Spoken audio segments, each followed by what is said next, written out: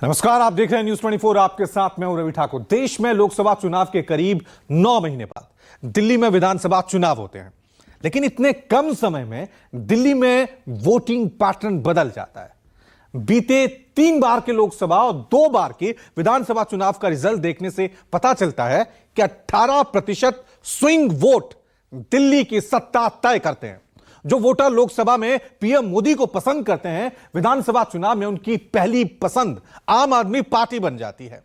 अब की बार बीजेपी इन्हीं वोटर्स को अपने पाले में रखने के लिए जुटी हुई है, लेकिन सवाल है कि कैसे दिल्ली का मन महज 9 महीने के अंतराल पर बदल जाता है। देखिए रिपोर्ट।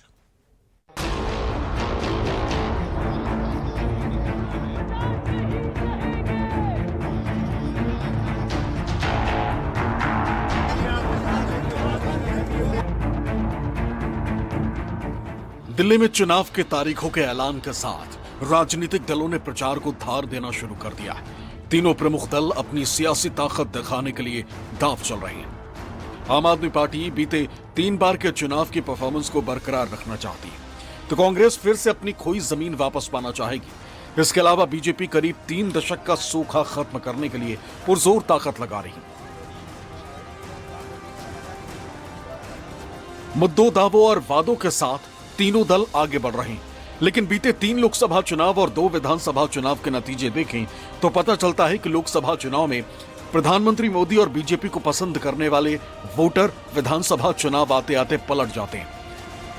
साल 2014 के लोकसभा चुनाव में बीजेपी ने दिल्ली की सभी 7 सीटें जीती थी और 70 में से 60 विधानसभा सीटों पर बढ़त हासिल की थी।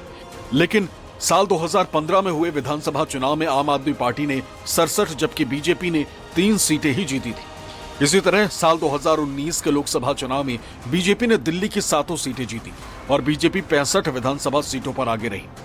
लेकिन साल 2020 के विधानसभा चुनाव में आम आदमी पार्टी 62 जबकि बीजेपी 8 सीटों पर सिमट गई। अगर 2024 के लोकसभा चुनाव की बात करें तो बीजेपी ने एक बार फिर 7 लोकसभा सीटें जीती और 52 विधानसभा सीटों पर बढ़त हासिल की। हालांकि इस बार नतीजे क्या रहेंगे 8 फरवरी को पता चलेगा, लेकिन एक रिपोर्ट से पता चला है कि दिल्ली में 18% स्विंग वोटर हैं, जो तय करते हैं कि दिल्ली पर राज कौन करेगा। स्विंग वोटर्स ऐसे वोटर हैं जिनका मन चुनाव के साथ बदल जाता है। ऐसे वोटर किसी एक दल को फिक्स होकर वोट नहीं करते, बल्कि समय और मुद्दों को देखकर अपना वोट डालते हैं। यही वोटर दिल्ली में तय करते हैं कि सत्ता किसके पास जाएगी। लोकसभा चुनाव 2014 की बात करें तो बीजेपी को 7 सीट मिली और बीजेपी का वोट प्रतिशत 46.4 था। इसी चुनाव में आपका खाता नहीं खुला, लेकिन 62.9% वोट मिले। वहीं कांग्रेस को सीटें नहीं मिली, लेकिन वोट 15.1% मिला। इसके अगले साल यानी 2015 में विधानसभा चुनाव हुए, इसमें बीजेपी को 3 सीट मिली, लेकिन वोट प्रतिशत घटकर 32.3 हो गया, जबकि आपको 67 सीट मिली और वोट प्रतिशत बढ़कर 54.5% पहुंच गया। वहीं कांग्रेस का खाता नहीं खुला और वोट प्रतिशत सिर्फ 9.7% ही रहा। यही पैटर्न साल 2019 के लोकसभा चुनाव में दिखा। बीजेपी ने 7 सीटें जीती और उसका वोट प्रतिशत 56.8 रहा। आप सीट नहीं जीती, लेकिन उसे 18.1% वोट मिले। वहीं कांग्रेस भी नहीं जीती, लेकिन उसे 22.5% वोट मिले। इसके बाद 2020 में विधानसभा चुनाव हुए, इसमें बीजेपी ने 8 सीट जीती और उसे 38.7% वोट मिले। वहीं आपने 62 सीट जीती और वोट प्रतिशत 53.8 रहा, जबकि कांग्रेस का खाता नहीं खुला और वोट प्रतिशत 4.3 रहा। लोकसभा और विधानसभा चुनाव के दरमियान करीब 18% वोट आम आदमी पार्टी का बढ़ा। यही स्विंग वोट है जो लोकसभा और विधानसभा चुनाव में इधर से उधर हो गया। इसलिए इसी वोट बैंक को बीजेपी लोकसभा रिजल्ट के मुताबिक होल्ड करना चाहती है, ताकि न सिर्फ जीत हार का फासला कम हो, बल्कि दिल्ली की सत्ता हाथ में आए।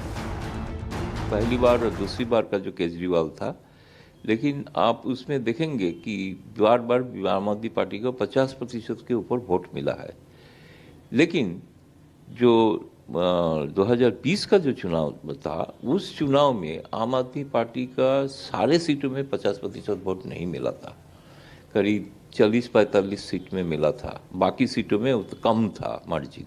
वहाँ पे वो 15% जो आप कह रहे हैं, वो 15% फैक्टर हो सकता है इसलिए इस बार आम आदमी पार्टी के लिए मैं मानता हूं कि इस बार चुनाव उनके लिए चुनौती है, बहुत ही ज्यादा चैलेंज है। बीते 3 विधानसभा चुनाव और 2 बार के लोकसभा चुनाव के नतीजे बताते हैं कि दिल्ली के वोटर्स का मन चुनाव को लेकर बदलता रहता है। इसे विधानसभा के मुताबिक भी आसानी से समझा जा सकता है। दिल्ली के 70 विधानसभा सीटों पर एक रिपोर्ट सामने आई है, जिससे पता चलता है कि दिल्ली के 70 में से 60% विधानसभा सीटों पर यानी 40 सीटों पर वोटर्स लोकसभा चुनाव में बीजेपी के लिए, जबकि इन्हीं सीटों पर विधानसभा चुनाव में वोटर आपको वोट करते हैं। इसके अलावा दिल्ली विधानसभा की 9 सीटें ऐसी हैं जो साल 2014 के बाद से बीजेपी के खिलाफ ही वोट करती और इनका वोट दोनों लोकसभा और विधानसभा चुनाव में आम आदमी पार्टी को जाता है। 70 में से 10 विधानसभा सीट ऐसी हैं जिसके ज्यादातर वोट साल 2014 के बाद से बीजेपी के ही पक्ष में जाते हैं, जबकि 8 विधानसभा सीट ऐसी हैं जहां के वोटर 2014 से लोकसभा में बीजेपी और विधानसभा में आम आदमी पार्टी या कांग्रेस को वोट करते हैं। लेकिन यहां 2024 के लोकसभा चुनाव में उलटफेर हुआ और इन 8 सीटों पर आप या कांग्रेस ने बढ़त हासिल की। इसके अलावा 70 में से 3 विधानसभा सीट ऐसी हैं जिन पर कोई पैटर्न फिट नहीं बैठता, यानी इन सीट पर वोटर्स का मूड स्विंग करता रहता है, वो किधर भी जा सकते हैं। बीजेपी की चुनौती उन स्विंग वोटर्स को बनाए रखने की है जिन्होंने हाल ही में हुए लोकसभा चुनाव में बीजेपी को समर्थन दिया था। बीजेपी इस बार उन्हें अपनी तरफ बनाए रखने के लिए शीश महल, टूटी सड़कों, गंदे पानी और यमुना प्रदूषण जैसे मुद्दों को उठाकर केजरीवाल की नीतियों को चुनौती देने की कोशिश कर रही है।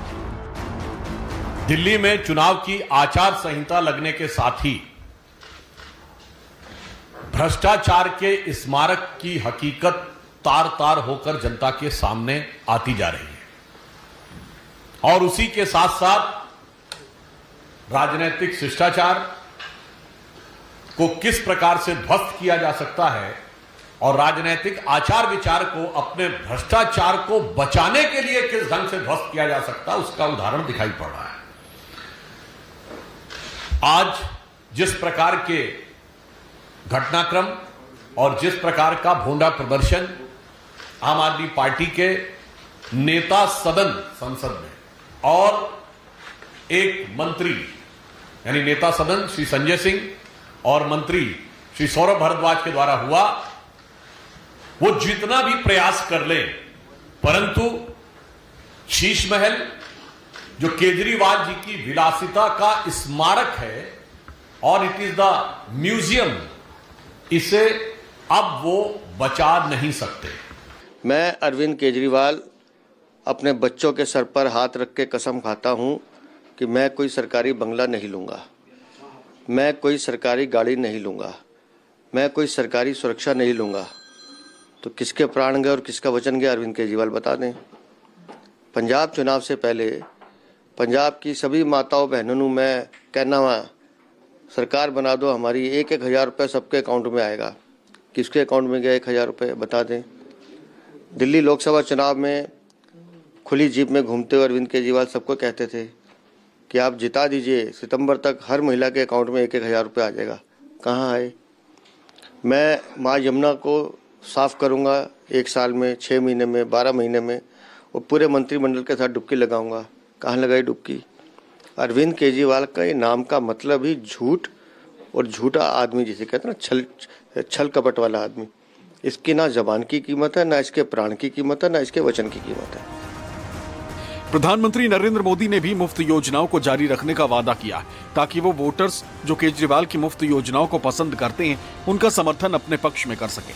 अगर बीजेपी 10% स्विंग वोटर्स को अपने पक्ष में रखने में सफल रहती है तो नतीजे बदल सकते हैं। बीजेपी इस लक्ष्य को हासिल करने के लिए पिछले 2 विधानसभा चुनावों के दौरान आपके गढ़ रही झुग्गियों में 1 साल का आउटरीच कार्यक्रम चला रही। ये दृष्टिकोण पीएम के भाषण के दौरान फिर से साफ हुआ, जहां उन्होंने कार्यक्रम स्थल पर पार्टी सदस्यों से स्वाभिमान अपार्टमेंट की तस्वीरें और वीडियो रिकॉर्ड करने का आग्रह किया। उन्होंने पार्टी कार्यकर्ताओं को निर्देश दिया कि वो उन लोगों तक पहुंचे जिनके पास पक्के घर नहीं और उन्हें इसी तरह के आवास के बारे में जानकारी दी। मैं भी कोई शीश महल बना सकता था,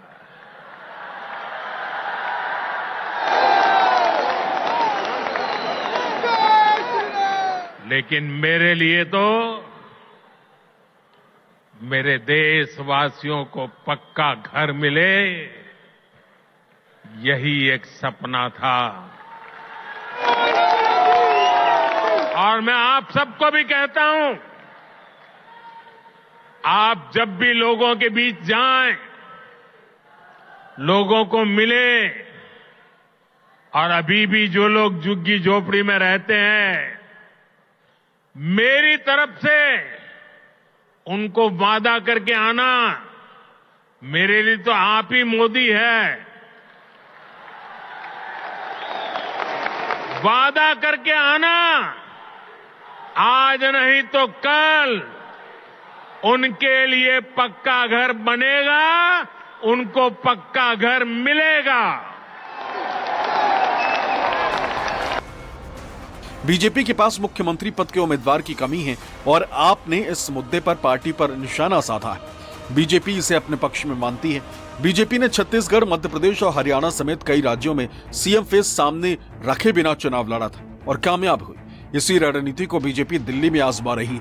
बिना सीएम फेस के पार्टी किसी तरह की गुटबाजी से बचना चाहती। 3 तरह की आपदा भाजपा में आई हुई है। पहली आपदा, भाजपा के पास सीएम चेहरा नहीं है। दूसरी आपदा, भाजपा के पास नैरेटिव नहीं है, उन्हें पता ही नहीं चुनाव किस मुद्दे पे लड़ना है।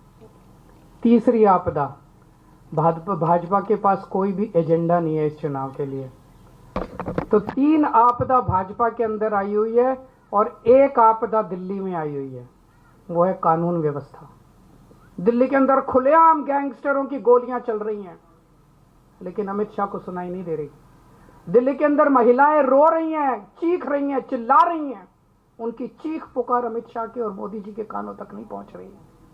व्यापारी रो रहे हैं, व्यापारी दया की भीख मांग रहे हैं, गैंगस्टरों से व्यापारी जो है सुरक्षा मांग रहे हैं, लेकिन इनके कानों तक उनकी आवाज नहीं पहुंच रही। अरविंद केजरीवाल जी, गजनी, क्या हुआ तेरा वादा? ये जो वादा किया था जनता से, इस पे कुछ स्पष्टीकरण दोगे या नहीं दोगे? बड़ा बंगला नहीं लेना था, इन्होंने तो बड़ा बंगला बनवाने के लिए, जो कहा जा रहा है कि 50 करोड़ रुपए तो पेपर पे जिसका मूल्यांकन हो रहा है, और 100 करोड़ रुपया शराब कारोबारियों का, ठेकेदारों का जो काली कमाई अर्जित करी, वो भी लगाया है।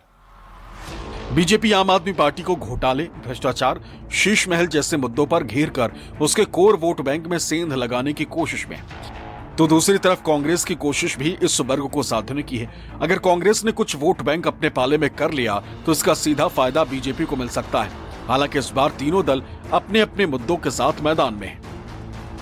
बीजेपी आपको शराब घोटाले के दाग और महिला सम्मान के नाम पर धोखे को मुद्दा बनाकर घेर रही।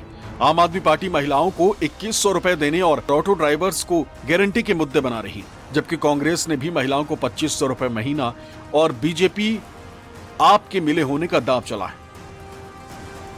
साथियों, एक तरफ दिल्ली में शिक्षा व्यवस्था के लिए केंद्र सरकार के प्रयास है, वहीं दूसरी तरफ यहां की राज्य सरकार का कोरा झूठ भी है। प्रधानमंत्री जी, 10 साल लग गए आपको 3 कॉलेजों की शिला रखने में। इन 10 सालों में जब तक आप शिला रख रहे थे, इन 10 सालों में मैंने 22,000 क्लासरूम बना दिए, 3 नई यूनिवर्सिटी बना दी, 11 नए वोकेशनल कॉलेज बना दिए और 6 यूनिवर्सिटी कैंपस बना दिए।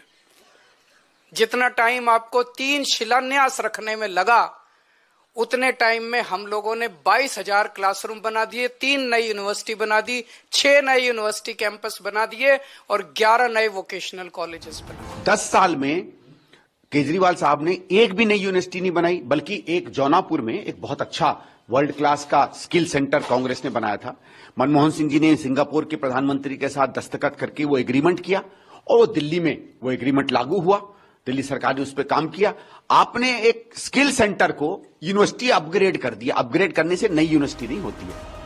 आम आदमी पार्टी के पास गिनाने के लिए 10 वर्षों का काम है, जिसके दम पर आप दिल्ली की जनता के बीच जा रही, जबकि बीजेपी दिल्ली की बदहाली के लिए आपको ही जिम्मेदार ठहरा रही। इस बार का जो चुनाव है दिल्ली का, इसमें टक्कर है। मेन टक्कर खास तौर पे कांग्रेस, बीजेपी और आम आदमी पार्टी के बीच में है, लेकिन शायद कांग्रेस इस बार कुछ कोशिश कर रहा है, लेकिन वो कितना वोट मिलेगा उसके ऊपर निर्भर कर रहा है कि उससे फायदा किस पार्टी को होगा। इसलिए कहा जा रहा है कि त्रिकोणीय मुकाबला है, लेकिन खास तौर पे जो बीजेपी का विरोधी वोटर है जनरली वो आम आदमी पार्टी को ही पसंद करते हैं। बीते 3 लोकसभा चुनावों के नतीजों और वोट प्रतिशत को देखते हुए बीजेपी उत्साहित है, लेकिन विधानसभा के नतीजे उत्साह कम करने वाले हैं। बावजूद इसके दमदार उम्मीदवारों पर दाव लगाकर बीजेपी ने इस बार के चुनाव को दिलचस्प बना दिया। इसके अलावा अगर कांग्रेस को देखें तो कांग्रेस के पास इस चुनाव में खोने के लिए कुछ भी नहीं है। दरअसल साल 2015 और साल 2020 के विधानसभा चुनाव में कांग्रेस को एक भी सीट हासिल नहीं हुई थी। ऐसे में अगर इस बार कांग्रेस का वोट प्रतिशत बढ़ता है और वो कुछ सीटें हासिल करने में कामयाब हो जाती है तो और कुछ हो ना हो, ऐसे में कांग्रेस के कार्यकर्ताओं का मनोबल जरूर बढ़ेगा। दिल्ली में 70 विधानसभा सीटें हैं, 36 बहुमत का आंकड़ा है। चुनाव आयोग के ताजा डेटा के मुताबिक दिल्ली में 1,55,00,000 से ज्यादा वोटर्स हैं, जिनका 18% मतलब करीब 27,90,000 वोटर्स हैं। इतनी बड़ी संख्या में वोटर्स अगर इधर से उधर होते हैं, यानी आप से बीजेपी या फिर कांग्रेस की तरफ शिफ्ट हो जाते हैं, तो इस बार दिल्ली विधानसभा चुनाव के नतीजे चौंकाने वाले हो सकते हैं। यही वजह है कि इस बार इन्हीं 18% स्विंग वोटों पर सबकी नजरें होंगी। Bureau report, news 24।